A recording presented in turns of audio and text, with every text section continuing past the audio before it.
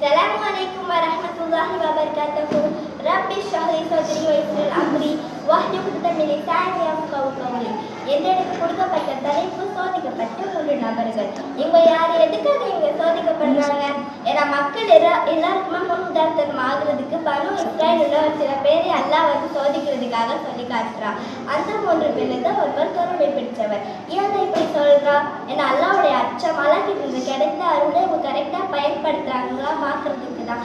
அந்த 3 பேர்ல ஒருவர் கருணை பிடிச்சவர். அப்படின்னா அவங்களோட உடம்புக்கு வந்து புண்ணா வேற கலர்ல இருக்கு, ஒயிட் கலரா புண்ணா இருக்கவங்க கருணை பிடிச்சவர். ஒரு நாள் என்ன ஆகுதுன்னா, ஒரு மனிதர் கருணை பிடிச்சவரா இருக்காங்க. அவங்கள பார்க்கறதுக்கு வராங்க. ஆனா அவங்க மனிதர் கிடையாது, ஜிப்ரீல் அலைஹிஸ்ஸலாம் மனிதர் ரூபத்தில் வராங்க. வந்து அந்த மனிதர்கிட்ட கேட்குறாங்க, ஏன் உங்களுக்கு என்ன ஆச்சு, ஏன் இப்படி இருக்கீங்க, உங்களுக்கு என்ன வேணும் அப்படின்னு கேட்குறாங்களா. அந்த மனிதர் சொல்றாங்க, எனக்கு அழகான தோல் இருந்தால் ரொம்ப நல்லா இருக்கும். ஏன்னா மக்கள் எல்லாரும் இந்த தோல் பார்த்துட்டு வெறுத்து ஒதுக்குறாங்க அப்படின்னு சொல்றாங்க.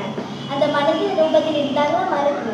அவங்க வந்து அந்த மனிதர் உடம்புல வந்து கை வச்சு தடவுறாங்க. அவங்களுக்கு முன்னாடி இல்லாத அளவுக்கு அழகான தோற்றத்துல இது பண்ணிடுறாங்க. அந்த மனிதர்கிட்ட கேட்குறாங்க, உங்களுக்கு எந்த விலங்கு ரொம்ப பிடிக்கும்?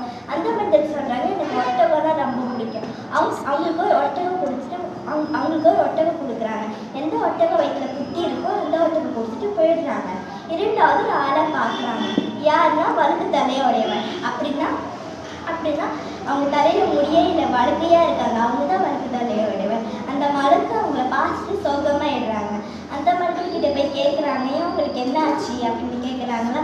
அந்த மனிதர் சொல்றாங்க, என் தலையில முடி இல்லாதனால எல்லாரும் என்னை பார்த்துட்டு கேலியா கிண்டல் பண்றாங்க அப்படின்னு சொல்றாங்க. அந்த மழுக்கு திருப்பி அந்த மனிதர் தலையில வந்து கை வைக்கிறாங்க. அவங்களுக்கு அழகான முடியா வந்துடுச்சு.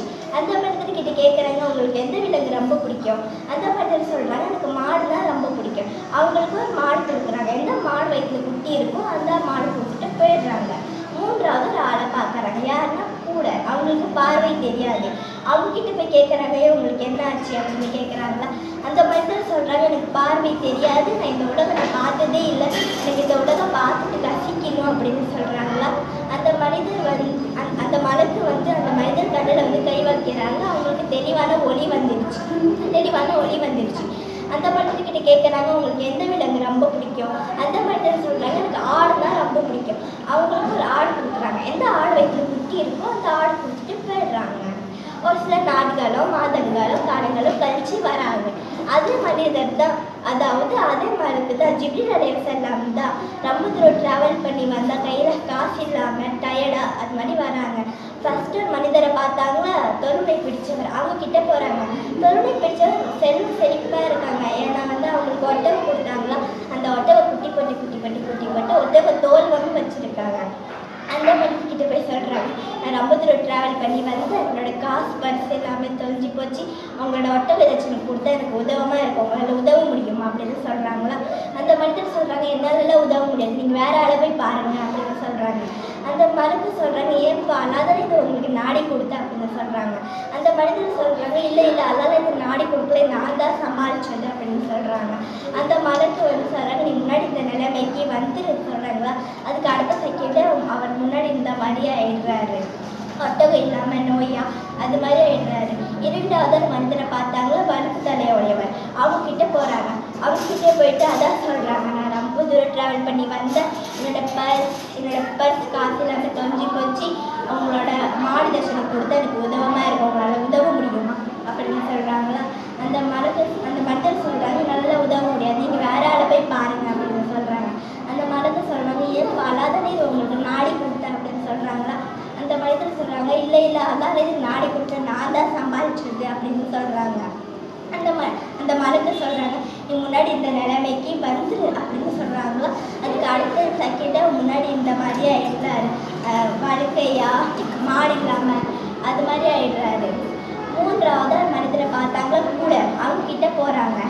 அவங்கக்கிட்ட போயிட்டு அதான் சொல்கிறாங்க, நான் ரொம்ப தூரம் ட்ராவல் பண்ணி வந்தேன், என்னோட பர்ஸ் காசு எல்லாமே தொலைஞ்சி போச்சு, உங்களோட ஆடு தர்ஷனம் கொடுத்த எனக்கு உதவமாக இருக்கும், உங்களால் உதவ முடியுமா அப்படின்னு சொல்கிறாங்களா. அந்த மனிதர் சொல்கிறாங்க, என்னால் உதவ முடியாது, நீங்கள் வேற ஆளை போய் பாருங்க அப்படின்னு சொல்கிறாங்க.